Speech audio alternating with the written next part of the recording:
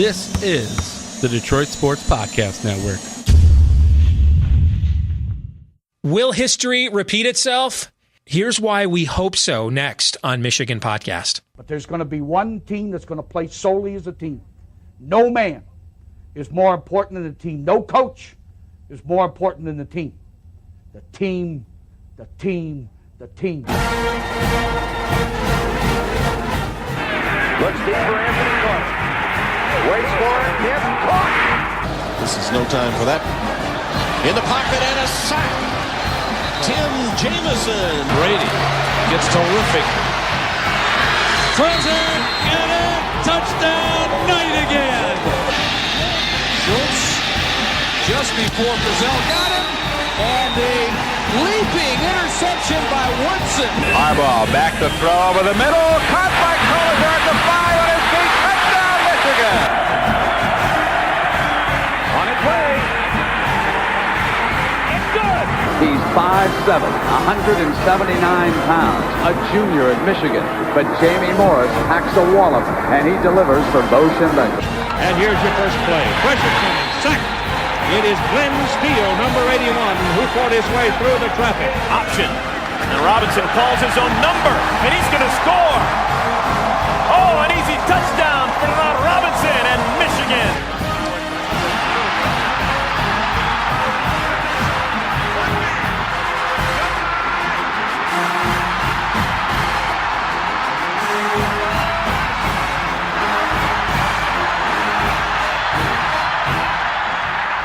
Win it.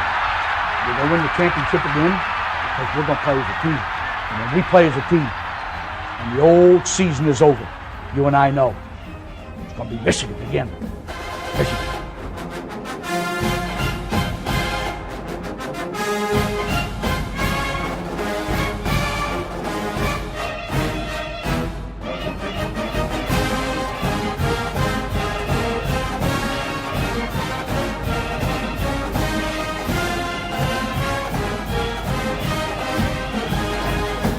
Go Blue, and welcome to this week's edition of Michigan Podcast. One more week of talking season, and then it's game week against the Fighting Irish in South Bend a week from now. I'm Steve Deace. Coming up on this week's episode, I'm going to tell you what my baseline expectation for 2018 is and why.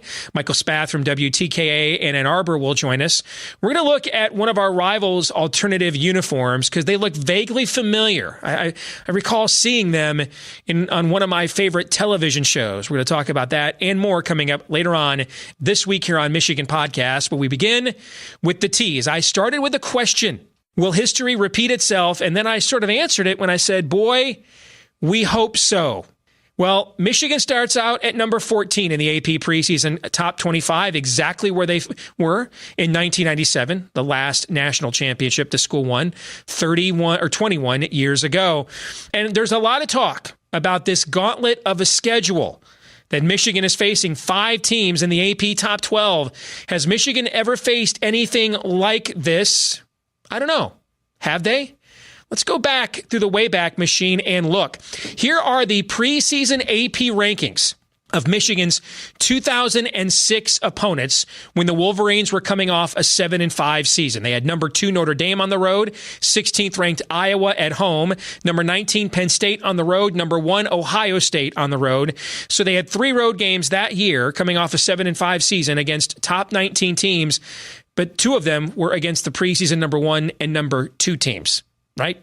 That team was number 2 in the country for much of the season. Here's the preseason AP ranking of Michigan's 1997 schedule coming off of 4 straight 4-loss seasons. And a Michigan grad who wrote the cover story for the Sporting News College football preview that year said the M stands for mediocrity. Michigan was done. It was toast. And then they looked at the schedule, and why wouldn't they think we're done? We opened up against 8th-ranked Colorado. Our other non-conference biggie was 11th-ranked Notre Dame. We had number 21 Iowa. On the road, we faced 25th-ranked Michigan State, number 1 Penn State, 24th-ranked Wisconsin. We closed with number 9 Ohio State. Boy, that's a strong Big Ten conference, by the way. But that schedule, people looked at that and said, no way, Michigan. is going to avoid another 4-loss season against that schedule. And then one of my all-time favorite teams, like that 97 team, Jim Harbaugh's junior year, Michigan coming off a 6-6 season, by far the worst year under Bo Schembechler. Here was the non-conference schedule that year and their preseason AP rankings. The non-conference schedule was 14th ranked Notre Dame on the road at number 17 South Carolina and number 7 Maryland. That was an 11-game schedule back then. Those were Michigan's 3 non-conference games. In conference, Michigan faced number 4 Iowa on the road, number 11 Illinois on the road, 8th-ranked Ohio State at home. And so much like the schedule Michigan's facing this year with 5 top 12 teams, that team faced 4 top 11 teams in the AP rankings. So can history repeat itself? Can the 2018 Wolverines come back from a 5-loss season, come back from overrated mediocrity claims from the detractors, and slay a leviathan of a schedule? Well, is there a common theme? Those other 3 teams that we just mentioned historically, do they have any common themes with this year's team? Well, there's a couple. One is the idea that Michigan's being sort of left for dead as a program, that it's been passed by. And that's been a powerful motivational tool for Michigan teams in the past. Here's another. That 1985 team had an incredible defense led by Mark Messner and Mike Hammerstein. You look at the 1997 team and the amount of guys off of that front 7, Josh Williams, James Hall, Sam Sword, guys that went on in the front 7 on the defensive side of the football. We're not even talking about a transformational player like Charles Woodson, but that defensive front 7, so many of those guys in the next few years would go on to have careers in the National Football League. And that 2006 defense, Alan Branch, Sean Crable, David Harris, Lamar Woodley, these are guys that had highly successful Super Bowl careers in the NFL. What's the strength of this year's team? You guessed it. The defensive front 7. So there are some common themes. Yes, I don't think we should stick our head in the sand about how difficult this schedule is. But you know what? To be the best, you got to beat the best. As the great prophet Ric Flair, himself a Michigan fan who almost signed to play football at Michigan, is famous for saying, to be the man, you got to beat the man. Some of these teams are this good because they've been getting good at our expense. It's time to turn the tide. Well, we get asked all the time here on Michigan Podcast by folks, hey, what can we do to help spread the word and support you guys more? Well, one of the big things you can do is support us on Patreon. Help us to cover the cost it takes to put this together each and every week here on YouTube, iTunes, Stitcher, Google Play, etc. And as you can see, if you're watching us on YouTube here, we produce, even during the off-season, content exclusively for our Patreon supporters that we don't make available across our various platforms. For example, the more in-depth look at how Michigan's talent stacks up with its rivals that we just kind of touched on in the intro, you can see there, we released that with more analysis on our Patreon page for our Patreon supporters back on August the 4th, right? So we've also introduced a brand new tier, an exclusive booster club, $25 a month, and you get a chance to get all this kind of access to Michigan Podcast, as well as a shout out on the show, your name, business, if you'd like, in the credits. That's just $25 if you commit to that, to supporting us on Patreon, above the normal $5 pledge that several of you have already been very gracious to offer. So thank you for all the support you offer here on Michigan Podcast. Michigan Podcast at patreon.com. So for the first time since he's been the head coach at Michigan, and really for the first time since he's been a coach anywhere, since he had Andrew Luck, Jim Harbaugh announced Shea Patterson as the starting quarterback for the opener against Notre Dame. Now, if you look at Shea's career statistics entering into this season, he's played close to a full season of college football. And I would take his career stats for this season's stats right now. 3,100 yards, 23 touchdowns, 12 interceptions. Those are his career stats. I would take that sight unseen for 2018 right now if offered. And to put those numbers in perspective, here are the only quarterbacks in Michigan history with 23 or more touchdown passes in a single season. Elvis Gerbach, John Navarre, and Chad Henne, all of whom won Big Ten titles in their careers and played in the National Football League. So let's talk about Harbaugh taking this step with Shea Patterson. And would we take those numbers? Does he agree? Let's take those numbers right now if we could get them with Michael Spath, our good friend from WTKA in Ann Arbor. Good to have you back with us, Michael, here on Michigan Podcast. So let's start with Harbaugh's decision to name a starter. Were you surprised he went down this road on Monday? It did surprise me because Jim Harbaugh has really been kind of cloak and dagger for most of his career. Not necessarily in a way that is, purposely hiding things from the media. Although I would bet that most media members would disagree with that. Just because he's never fully felt like he needed to give anything more than what was absolutely required of him, and announcing a starting quarterback is not something that was absolutely required of him. And so I am a little surprised that he did it. I think what it says to me is that not that he's, I kind of said this on our show, not that he's this great big ape that is, beating his chest and saying, hey, look at everybody, this is our guy. But I think it is a certain level of confidence that he has in this team, in this offense, especially in Shea Patterson, that it's like, hey, we don't need to go into the game with our opponent not knowing who the starter is, because we don't need every single advantage. We're going to play Michigan football the way that we were, intended to do so when I came here 4 years ago. We're going to be the better football team. We're going to have the better offense, the better defensive line, the better quarterback, and we're going to win just by lining up and outplaying you. And I think that really speaks volumes to what he's feeling about this team. It also speaks volumes to what the expectations are for this team this year. So I'm really excited by this announcement. Certainly gives everybody a chance to rally behind Shea Patterson. It also gives every single one of us an opportunity to make sure we know Brandon Peters' name. So as soon as Shea Patterson falters a little bit, we can all clamor for the backup quarterback. As I joke a little bit about that, but no, this is great news for Michigan football fans here today. Well, you mentioned Brandon Peters. In this age, we are in an era where if I'm not starting, I'm departing, right? So that goes on all over the country. He's got 2 seasons of eligibility, Michael. Do you think Brandon Peters will stick it out here? Boy, that's a good question. I think it comes down to whether or not he's the starting quarterback next year, honestly. He has a little bit of time left. I mean, if he gets to the spring and it looks like it's going to be Dylan McCaffrey or it looks like it's going to be Joe Milton, I think that's when Brandon Peters will have to make a hard decision. But I don't think that time. I don't think that time is now. I think he'll see how this season goes. Certainly, too, if he thinks that Shea Patterson is going to be a one and done, which is a possibility, he can look at the situation and say, okay, I'm going to stick around. This will be my job after that. But no, I think it really depends on how the battle goes in the spring. If in fact Shea is the starter all year long and Brandon is relegated to a backup role. I mentioned a few minutes ago Shea Patterson's career numbers so far in college football. He's basically at Ole Miss. He basically played what amounts to a full season. And his career numbers are 3,100 yards, 23 touchdowns, and 12 interceptions. I would take that right now for 2018. You agree or disagree? Well, considering last year, I think they threw for like 27,000 interceptions, and they had like 4 touchdown passes, and they didn't throw for 1,000 yards. No, I would take those. I would take those numbers.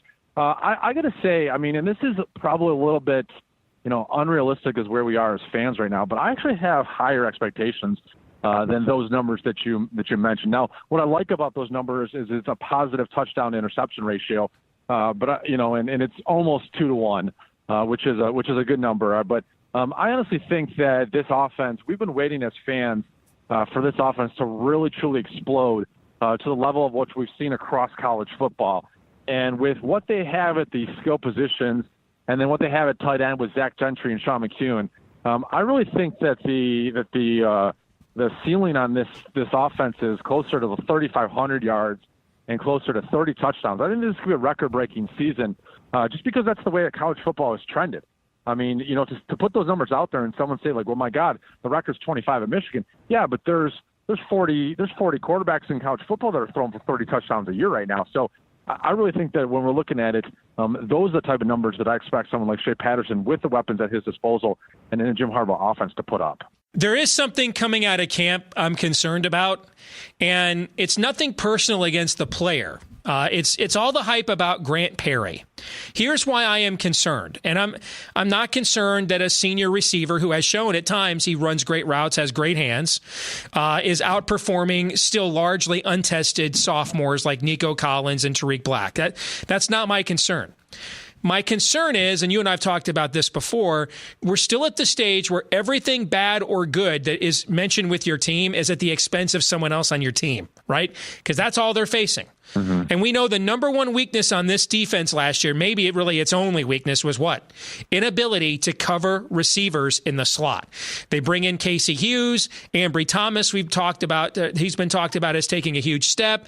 Brad Hawkins is a guy that's supposed to add more of a coverage strength at the safety spot compared to what we saw from Josh Metellus last year. So tell me I should not be concerned that Grant Perry in the slot as a slot receiver is eating up our defense, according to a lot of camp reports. Tell me I shouldn't be concerned about that.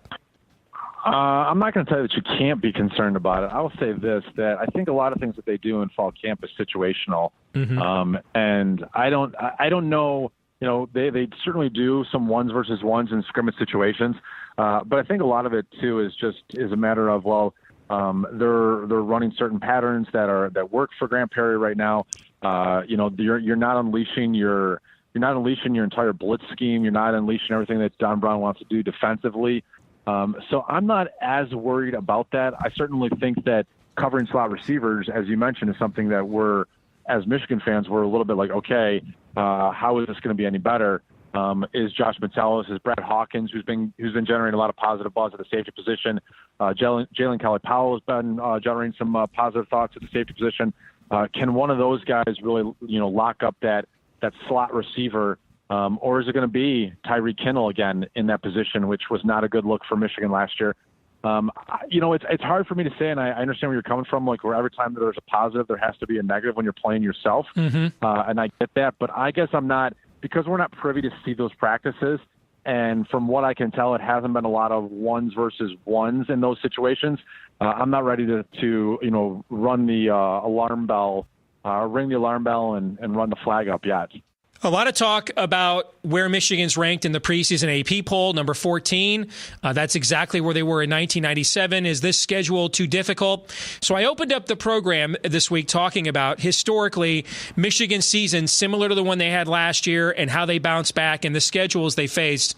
So these were the preseason AP rankings of Michigan's 2006 schedule coming off a 7-5 season. At number 2 Notre Dame, 16th ranked Iowa, at number 19 Penn State, at Ohio State, who was preseason number 1. So that team faced a schedule where they were going to face the number 1 and number 2 preseason teams on the road. Then you go back to 1997. Again, Michigan, 4 straight 4-loss seasons, preseason number 14 in the AP poll. This was their preseason ranking of their opponents that year. Colorado 8th, Notre Dame 11th, Iowa 21st, Michigan State on the road, number 25. Penn State on the road, number 1. Wisconsin on the road, number 24. And then number 9, Ohio State. Boy, that's a gauntlet. And then there's 1985. This was a team that Jim was on, and he led the nation in pass efficiency. This was the schedule of Michigan's 1985 opponents that they were going to face in the preseason. Number 14, Notre Dame, at number 17, South Carolina, number 7, Maryland. That was the non-conference schedule. Then they were going to face number 4, Iowa on the road, number 11, Illinois on the road, and Ohio State, number 8. So here are 3 examples, Mike, of Michigan coming off disappointing seasons, facing schedules the next year. Everybody said they're going to get buried by those schedules. Those teams, that 1985 team finished number 2 in the country. The 1997 team finished number 1. The 2006 team was ranked number 2 in the country for about the last month of the season. Can this team do what those predecessors did coming off a disappointing campaign and largely slay a gauntlet of a schedule? What do you think? I think they can, and I think that's really interesting that all 3 of those teams, 3 of the most successful teams in the last 30 years of Michigan football, all face such horrific schedules, at least as it appeared on paper. I think you've got a couple of thoughts there. I mean, one, you're right. for all those years they're coming off a disappointing season. It's just like they have been, so they're super motivated. The schedule is not something that they run from. Instead, they look at it as a challenge, something that they can conquer every single week. And to tell you the truth, the one thing that helps when you have a schedule like that is that it's easier for you to be focused every single week. When you take those weeks off and you struggle against Northwestern, you struggle against a Purdue or a Maryland or something like that, there's going to be so many big games that they're going to be locked in, and they're going to have to be mentally locked in all season for them to be successful. And so I'm excited about it. Now, I don't know, and you read a bunch of numbers there, I don't know if Michigan's ever faced 5 teams ranked in the preseason AP top 12 to start a year, and certainly that's going to be when they play every single one of those teams.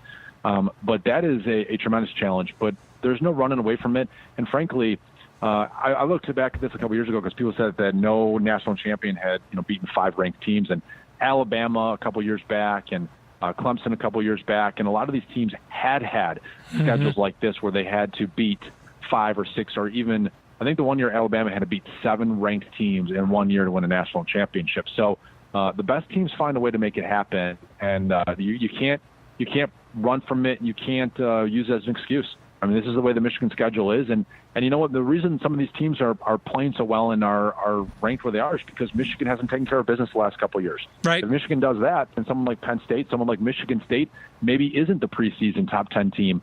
So this is Michigan's doing a little bit, and they've got to put these teams back where not where their places, but just reassert themselves as a better program than Notre Dame, Michigan State, Penn State, Wisconsin, and let's pray to God Ohio State one of these years. Final question, Michael. You're there on the ground in Ann Arbor. For our listeners on iTunes, Stitcher, Google Play, viewers here on YouTube, Michigan fans are really across the country.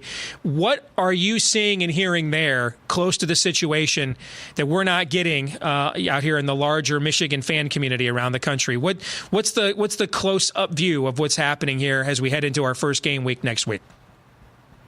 Well, I think everybody is kind of in the same, everybody gets excited preseason. Everybody kind of overlooks and diminishes their weaknesses. We had Devin Gardner on our show on Tuesday, and he was kind of dismissing, the offensive line, yeah, they haven't played perfect, but they're getting there. And I'm like, no, it's not that they haven't played even average. I think that what happens in the preseason, we all get caught up a little bit and probably overestimate our team a little bit. That said, there really is this quiet confidence emanating from all of the different people that we talk to on a regular basis, and so I think it's going to be a really good year. I mean, I really do. I don't. If they could go 10-2 and they could still win they could still be in the College Football Playoff potentially because of just how good the schedule is this year. But all I hear time and time again is how confident everybody feels about this unit, that this is going to be a special team this year. So I hope that they're right. It'll certainly make the season a lot more fun if we're talking about wins over Notre Dame and Michigan State and Wisconsin and Penn State and leading up to that game against Ohio State and everything to play for. Well, as I look at, it is a gauntlet of a schedule. I also think on both sides of the ball, this is the most talented team Michigan's had since 2006. And if you go look at those 3 historic teams we just talked about, they all had something in common. They had great defensive front sevens, which this team is going to have as well. But you have to factor in the schedule. To me, here's the baseline expectation. It's a successful season if we're in a New Year's 6 bowl game. That's a successful season to me. Yeah. Your thoughts?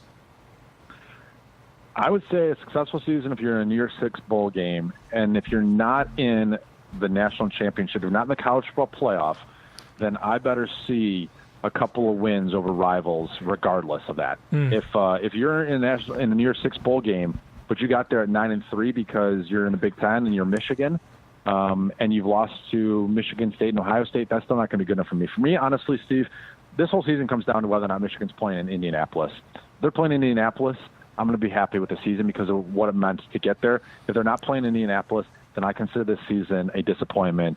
And I don't say an abject failure because let's see how the season unfolds. But they need to be playing in Indianapolis. And, of course, you have to have mitigating factors. If there's a historic year of injuries, you have to acknowledge that. But short of that, I agree. The schedule isn't an excuse. It may be a reason why they don't go 11-1. But there is a talent level here that there is simply no excuse not to have a meaningful season, barring crazy freak injuries. Michael Spath, WTKA in Ann Arbor. Good to talk to you again, brother. Thanks for joining us here on Michigan Podcast. Thank you. All right, go Blue. This week's Twitter poll results, we asked you, what do you think Michigan's final regular season record will be? 37% of you said 11-1. 34% of you said 10-2, which is my official prediction. 19% of you said 9-3. 10% of you said 8-4. So, I mean, that's a pretty good cross-section of opinion, and I think it shows why there are so many questions about this year's team given the performance of last year's. Question of the week this week, I'm asking myself the question this week. Who wears it better? Right? So these are Notre Dame's new unis for their Shamrock Series. They're playing at Yankee Stadium later this year against Syracuse. And I looked at these uniforms and I thought, I've seen these before. They look like the Arkham City prison guards on one of my favorite video games. And then I thought, no, one of my favorite TV shows has a very similar look. Man in the High Castle. Tell me who wears that better? Notre Dame? What you doing? You got one of the iconic uniforms in the sport. What you doing with this? Okay? No, that's Irish eyes should be crying. Should be crying at that. I want to thank all of you that help us with this podcast each and every week. Don't forget to follow us on Twitter at Michigan Podcast, where we keep you updated throughout the week on our thoughts. I want to thank our friends at Detroit Sports Podcast as well.